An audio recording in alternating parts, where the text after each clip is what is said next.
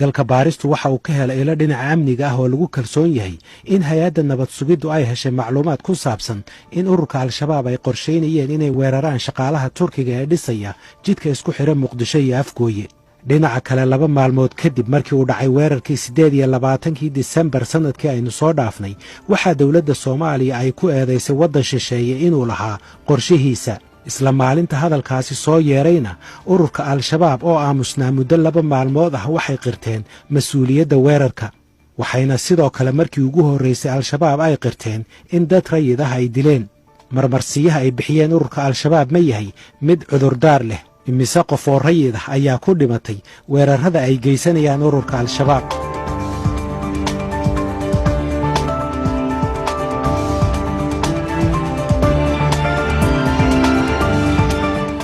haddaba ka hor inta aynaan u gudbin jawaabaha su'aalahaasi, galka baaristu waxa uu idiin soo gudbinayaa wararkii ugu dambeeyey ee qaraxii ka dhacay isgoyska X Control 28 Disembar 2019. subaxnimadii Sabtida 28 Disembar ayaa la sheegay in baabuur nooca xamuulka ah oo nooca loo yaqaano dhaynaha uu soo gaaray nawaaxiga X Control.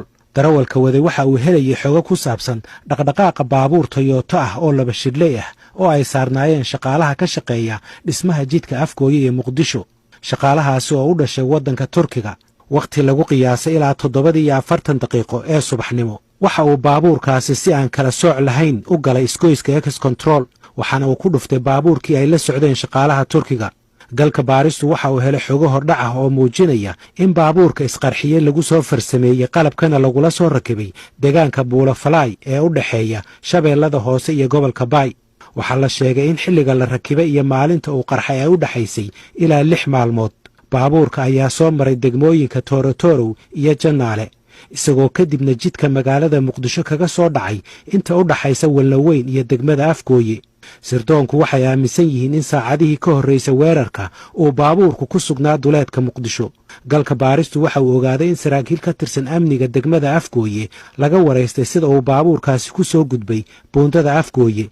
galka baaristu waxaa sidoo kale uu xaqiijiyey in buundada Afgooye aanay oolin qalabka lagu baadho ama sheegi kara baabuurta sida waxyaabaha qarxa. tuhunka booliiska Afgooye ayaa soo baxay markii 3 ka mid ah askarta saldhigga degmada Afgooye ay ku dhinteen qaraxii X Control. galka baaristu waxa uu ilo dhinaca amniga ah oo lagu kalsoon yahay uu ka helay macluumaad muujinaya in qaraxaasi aanu ahayn mid lama filaan ku ahaa mas'uuliyiinta amniga, gaar ahaan hay'adda NISA.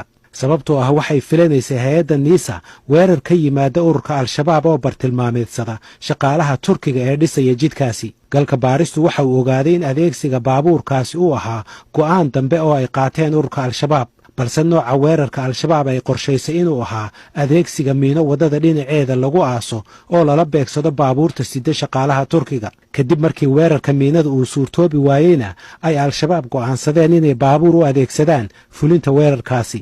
galka baaristu waxa uu helay xogo sheegaya in xogta ku saabsan weerarka al-shabaab ee ka dhanka ah muwaadiniinta Turkida ay heshay hay'adda NISA. xogtaasi oo ahayd in si uun loo weerari doono shaqaalaha Turkiga. waxaa kaloo galka baaristu uu ka ogaaday ilo dhinaca amniga ah oo magacooda qariyey, sababtoo ah looma ogola inay macluumaadkan bixiyaan in xogtaasi ay heshay NISA aan lala wadaagin safaaradda Turkiga oo ilaalisa danaha muwaadiniinta iyo shirkadaha Turkiga ee jooga Soomaaliya. mas-uuliyiinta safaaradda Turkigu waxay galka baarista u xaqiijiyeen inaysan helin digniin ku saabsan inuu weerarkaasi ku soo aadan yahay. dhowaan mar aan waraysi la yeeshay safiirka Turkiga Mehmet Yilmaz ayaan weydiiyey inuu isagu helay wax macluumaad ah oo ku saabsan weerarkaasi. I don't have any this kind of report to me, but I don't know if company has received or not. ma hayo xog ku saabsan wararkaas. ma ogi haddii shirkaddu xog heshay iyo haddii kale. galka baaristu waxa uu isku dayay inuu la xiriiro shirkadda NS oo ay ka tirsanaayeen 2 shaqaalaha ee ku dhimatay weerarkaasi. hase yeeshee ilaa haatan nooma suurtagelin inaan ku helno khadka telefoonka. waxaa mas-uuliyiinta aan la hadlay ay aad uga walaaceen in xogta laga helay weerarkaasi aan lala wadaagin waddan isbahaysi dhowlo leh dawladda iyo dadka Soomaaliyeed oo lala damacsanaa weerarkaasi. waxaan isku dayay inaan arrimahan ka waraysto wasaaradda amniga ee Soomaaliya iyo hay'adda NISA. hase yeeshee galka baarista uma suurtagelin inuu ku helo khadka telefoonka. ururka al-shabaab waxay dhabarka u riteen mas'uuliyadda weerarkii ka dhacay X Control 28 Disembar ee sanadkii aynu soo dhaafnay. waxay kaloo qirteen markii ugu horraysay inay dad rayid ah ku dhinteen weerarkaasi.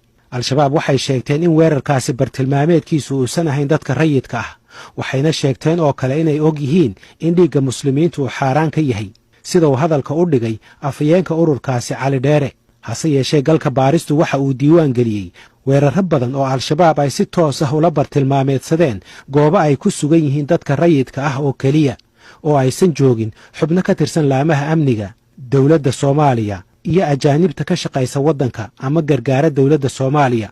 weerarradaasi waxaa ka mid ahaa weerarkii suuqa beerta ee dhacay Noofembar 2016 oo ay ku dhinteen in ka badan 40 qof. weerarkii lala beegsaday Pizza House bishii Juun sannadkii 2017 oo ay ku dhinteen 20 qof. 2 weerar oo ka kala dhacay Kaawagoday bishii Febraayo 2017 oo ay ku dhinteen 40 qof. iyo mid kale oo ka dhacay isla suuqa degmada Wadajir Noofembar 2018 oo ay ku dhinteen 12 qof. 2 weerar oo ka kala dhacay xeebta Liido Febraayo 2016 iyo August 2016 oo ay ku dhinteen in ka badan 30 qof. Macallin Siciid Cabdulla Dilib waxa uu hore uga tirsanaa ururka al-shabaab. warigooda yiraahdaan annaga dawladda kaliya taariikh gareysana shacab wax ma yeelno, waxaan ku yiraahdaa dadkan waa muslimiina waa dad nala dhashay, laakiin waxaa la ogyahay maaragtay shaqo walba oo ogyahay ayaga laftirkooda ay ogyihiin qaraxyada inay shacab ku baabiyaan muslimiinta ah. waxaa ka mid ahaa qaraxii 2016 November maaragtay ka dhacay suuqa beerta. xarun dawladeedna ma aha, ciidanna meesha ma joogo, dawladna ma joogto. waxaa ka mid ahaa maaragtay qaraxii nimankii galay muxuu ahaa meesha la yiraahdo Pizza House oo gabdhii masaakiinta laay ma biisus ma dawladda ku jirtay, ma dawladda shaqo kula meesha. labadii qarax ee ugu dhimashada badnaa ee ka dhacay magaalada Muqdisho waa qaraxyadii X Control iyo qaraxii Hargaha iyo Saamaha ee kala dhacay 14 Oktoobar 2017 iyo 4 Oktoobar 2011. waxaa la sheegaa in inkastoo labada qaraxba uu bartilmaameedkoodu ahaa meelo kale, haddana saraakiisha al-shabaab ee hagayay qaraxyadaasi ay go'aansadeen in ismiidaamiyaashii wada baabuurtaasi ay ku qarxiyaan meesha ugu soo horraysa ee u suurta gasha, oo ay ku jiraan goobaha rayidka sida ay sheegayaan dadka aqoonta u leh ururka al-shabaab. saraakiisha al-shabaab ee qaraxyada hagta oo inta badan khadka telefoonka si toosa ugula socda dareewallada wada baabuurta qaraxyada ayaa iyaga laftoodu ay qarxiyaan baabuurta inta ay soo wacaan lambar ku xihan qaraxa. waa haddii dareewalka baabuurta wada la toogto ama la qabto, ama ay la noqoto in baabuurku uusan gaari karin bartilmaameedkiisa. saraakiisha amniga iyo kuwa hore uga tirsanaan jira xarakada al-shabaab waxay aaminsan yihiin in qirashada al-shabaab ee dilka rayidka ay ahayd mid lagu daminayay guux iyo khilaaf ka dhasha xarakada dhexdeeda oo ku saabsanaa beegsiga rayidka. sidaasi oo kale al-shabaab waxay bishii Oktoobar 2017 isku dayday inay caburiso khilaaf ka dhashay weerarkii Zoobe, kaasi oo markii dambe ay xeel ku damiyeen. galka baaristu waxa uu ka ogaaday ilo kala duwan in mas'uuliyiinta al-shabaab ay qirteen mas'uuliyadda qaraxii Zoobe, ayna xubnihii su'aalaha ka keenay dilka boqolaalka rayidka ah ay u sheegeen inay guddi u saarayaan si magdhow loo siiyo dadkii ku dhintay qaraxii Zoobe, taasi oo aan haddana dhicin. maxamed xasan aadan Sandheere waxa uu ka mid ahaa saraakiisha diyaarinta baabuurta dagaalka ee ururka al-shabaab, waxaana uu ka mid ahaa saraakiishii khilaafka ka dhashay qaraxa Zoobe darteed uga soo goostay ururka al-shabaab. waxaa igu dhaliyay Haaruunow maadaama anigu meesha fikirka aan u joogay in diin la difaaco ee jihaad ilaahay dartiisa loo joogay, waxaa dhacday in ummadii dhiigooda la isku binaysto, iyaga dhexdooda hadday tahay iyo haddii ay yihiin shacab labadaba. wax si gaara kuu dhibay ma jirtaa, dhacdo si gaara kuu dhibtay adiga oo dhibsatood isdhaxday wallaahi tan hadday saa ku sii socoto ma qaadan kara ani waan tegaya? haa, dhacdooyinkaasi waa ay badan yihiin, laakiin haddii mid aan kaaga soo qabto waa sida tan Zoobe oo kale. waayo tan Zoobe haddaan u soo laabano, iyagu dhexdooda ma ka hadleen, ma qirteen? inkastoo ilaa hadda aysan si rasmi uga hadleen, laakiin maadaama aad ku dhex jirtay way qirteen sooma, iyagu maxay ka dhaheen? qirisho ma ahan, aniga horta ninka Zoobe isku qarxiyey anaaba laf ahaanteyda aan isnaqaanay, shaqo ahaana aan isku shaqo ahayn oo isku dhaweyn. inta uusan isqarxin muddo bil iyo bar ka horreysay ayaan maaragtaa wada kulannay, isagoo weliba baabuurka hadda uu isku qarxiyey tiyaamka ahaa wato. xilli habeena meel tuula aan maaragta anoo socdo isku aragnay, isagoo weliba baabuurka ka hadlaysan yahay.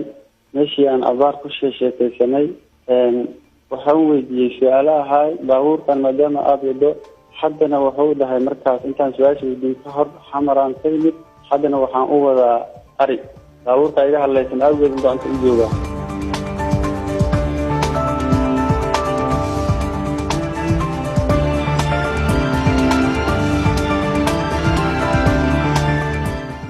sheekh bashiir axmed salaad waa guddoomiyaha hay-adda culimmada soomaaliyeed waxaan hordhigay diiniyan sida uu arko qirashada al-shabaab ee xilligan ee dilka dadka rayidka iyo cudurdaarka ay ka bixiyeen. nimankan hadalkoodu waxaa weeye hadalkii bay ku celcelin jireen keli waxaa ku cusub masalada ay leeyihiin waa ka ciyaareen muslimiinta waxgaareen marka hadda intaana ka hadlin maaragtay muslimiin in meel gaalo lagala jihaadayo in muslimiin waxgaaraan kee noqonaysa xillinkeeda iyo maaragtay waxnahaasoo kala ama ka hadlin karo waxaa ka cusaba marka shaqa ay hayaan shaqa ay xaq u leeyihiin ma tahay diinta islaamku waxayna baraysaa qofku haddii uu shaqada uleeyahay biteeri ama uleeyahay saraaxiyo ama uu wilaayo uleeyahay ama ay maaragtay loo markaas ayuu wixii khaldo wixii kale la fiirin karaa sida dhakhtarka oo kale sida ninka qaaliga oo kale waxaa qof matalan dhakhtarka wuxuu dhakhtar yahay cilmigeeda yaqaano leesankeeda haysto haddii uu khaldamo khaladkiisa waa maaragtay waa la fiirin karaa maxaa yeelay qof shaqadiisa yaqaano loo ilmeeyay marka nimankan tootali ama ha saxaan ama ha sudaan shaqo aysan lahayn bay faraar kaga jiraan waana shaqo xaaraan ka ah nabi sal alay wasalam xadiis buu ku sheegay ninka qaaliga ah yani qof wuxuu xil u lahayn qaali ka noqonaya haddii uu asiibo uu maaragtay jawaabta saxda ay ku jawaabo waxuu naariyay ninkaas laga yeeri maayo maxaa waxaanu shaqadiisii maaha garanaysi marka waxa weeye nimanka waxay maaragtay faraar kula jiraan ay maamulahayaan ee sheegsheegay oo jihaadka ahay wax shaqadooda maaha jihaadku waa shaqada muslimiinta maamulkeeda ayaa iskale jihaadku siyaasada muslimiintu ay soo dhaqmahayaan dadka aan muslimiinta ahayn weeye waa bitacbiir aakhar waa siyaasa khaarijiya wey siyaasa khaarijiyana ummadda muslimkaa dadka u maamulaa waxa weeyaan waa maamulkooda iyo hogaankooda maamusha maxaa siyaasa khaarijiya hal waji ma laha intaas waji bay leedahay marka nimankaani soo kale waa dhakhtar aan loo idmin inuu wax qalo inuu wax daaweeyo oo meel cidla iska furto oo leysin beena haysta waa in laga xiro asal lasoo dhacdaada nabiga sallallahu alayhi wasalam isagoo jihaadkiisa la huro oo nabiga ilaahi iyo sallallahu alayhi wasalam oo maaragtay xaggeeda lagu soo diray wuxuu la dagaalamayo gaalo la hubo ay tahay waxaa dhacay nabiga sallallahu alayhi wasalam markii xudaybiya uu maka aaday uu soo umraysanayay oo loo diiday inuu umraysto oo maaragtay meesha xoolo ay kul fadhiyey oo dib weyn maaragtay uu ka dhigay damcay ilaahi subxaana wataala wuxuu noo sheegayaa haddii dad muslimiin ahoo yar oo maka joogay oo ku haray oo ku daxiisanaayo lagu dhigi jiray aysan jirinin oo haddii maka la weeraro dhib ka gaari lahaa ilahi subxana watacaala wuxuu leeyahay maka abdashaan baa laidin ogolaan lahaa oo markaas gaaladaas maxaanku yidhaha idin dhibtay ilahi subxana watacaala la dagaalamaysay diinta ilaahay la dagaalantay oo idinkan hadda inaad maaragtay xaramka ilahay gashaan idin diidan ayaa maaragtay maxaanku la xagaabi lahaa oo la xilqaadi lahaa marka ayadan ku akrinayaa ilahi subxana wuxuu leeyahay هم الذين كفروا وصدوكم عن المسجد الحرام والهدي معكوفا عند بلغ المحله ولولا رجال مؤمنون ونساء مؤمنات لم تعلموهم ان تطؤوهم وتصيبكم منهم معرة بغير علم صلى الله في رحمته من يشاء لو تزيلوا لعذبنا الذين كفروا من عذابا اليما فصوت فتح ايات 17 فقال تعالى ويقول تعالى عويه وحرم الهي ما دحين جدا marka fiiri waa gaalo la hubo ay ku darsadeen dagaalka ku darsadeen muslimiinta ka soo qaadeen marka hadda in amritaan u diidan yihiin laakiin hadda inaan la laynin oo aan ka maaragtay maka la gelinin oo ayeenka sallallahu alayhi wasallam aan loo ogolaa inuu maka galo maxaa keenay wuxuu leeyahay niman mu'miniina iyo dumar mu'minaad ah oo jooga maka oo idin garanaynin oo laga yaabo hadda maka gashaa in dib gaarsiisaan darteed ayaa lidinkaga joojiyey taas macnaheedu yahay gaaladii maka deganayd oo dhibka badnayd oo tiro badan ahayd waxaa lagu badbaadiyey dad yar oo muslimiina dartooda ku dhex jiray ay ku badbaadeen maantana maxaa dhacaysa maantana waxaa dhacaysa hadday yihiin gaalada gaalaha maba misal hadda turkida oo hadda muslimiina wey laakiin laba nin bay ahaayeen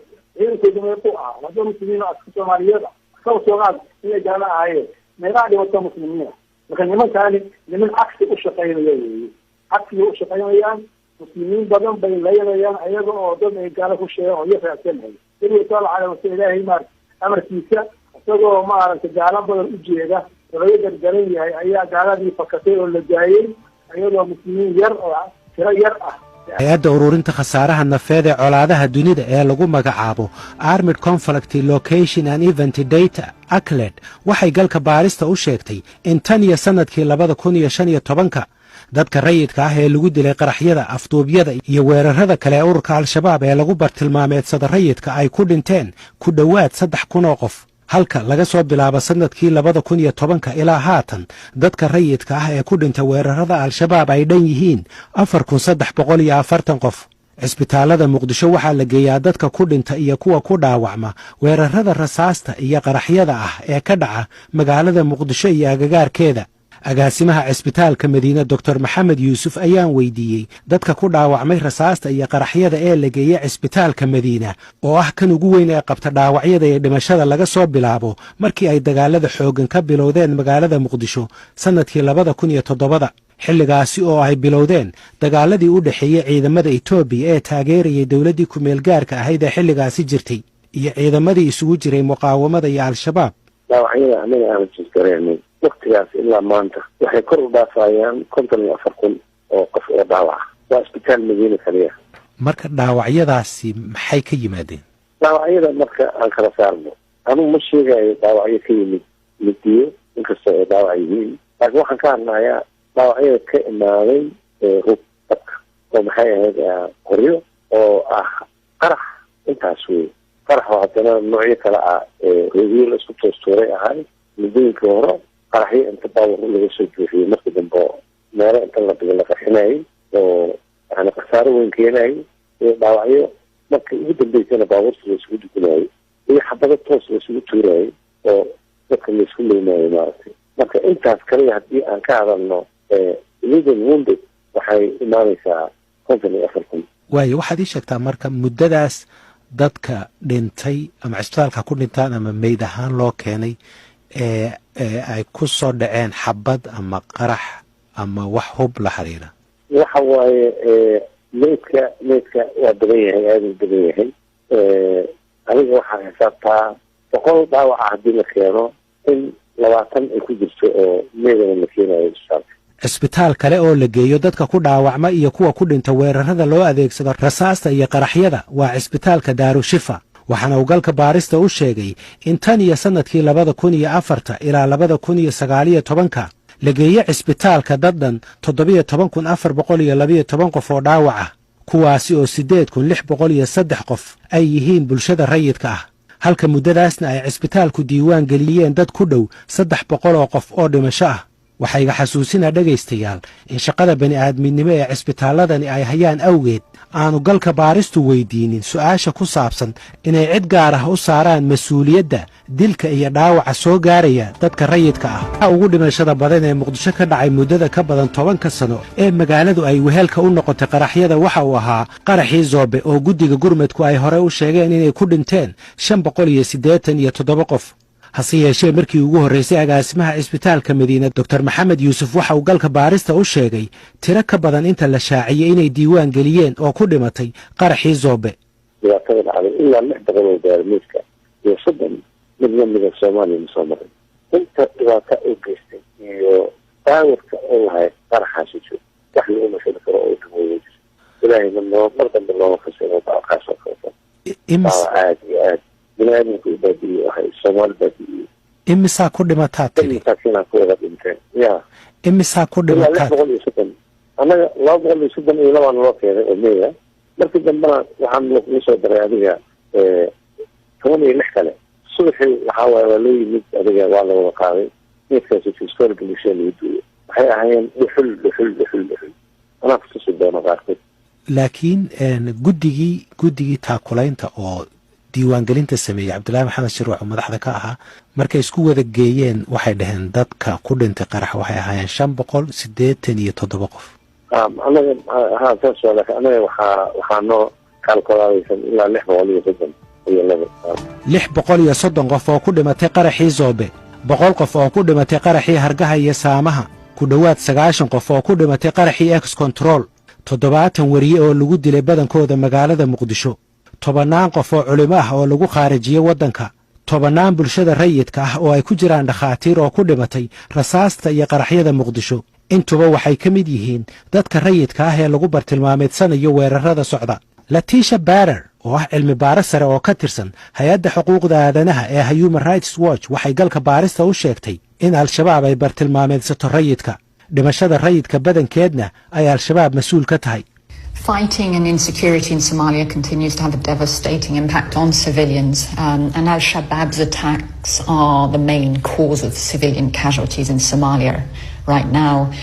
This is due both to indiscriminate attacks and the use of weapons and weaponry that don't discriminate and differentiate between civilians and military targets, but also because of targeted attacks on civilians, including individuals that kala saarayn bartilmaameedka rayidka iyo kuwa militariga. Qaramada Midoobay ayaa ururinaysay sanadihii la soo dhaafay dhimashada iyo dhaawaca soo gaadha rayidka. 8 bilood ugu dambeysay oo kaliya boqolaal rayid ah ayaa ku dhintay Soomaaliya. Qaramada Midoobay sida ay sheegtayna 75% haddii aanay ka badnayn waxay ka dhashaan weerarada al-shabaab. dadka Soomaalida ah meel kastoo ay joogaan waxay sanadkan rajo ka qabaan in daadashada dhiigu ay joogsan doonto.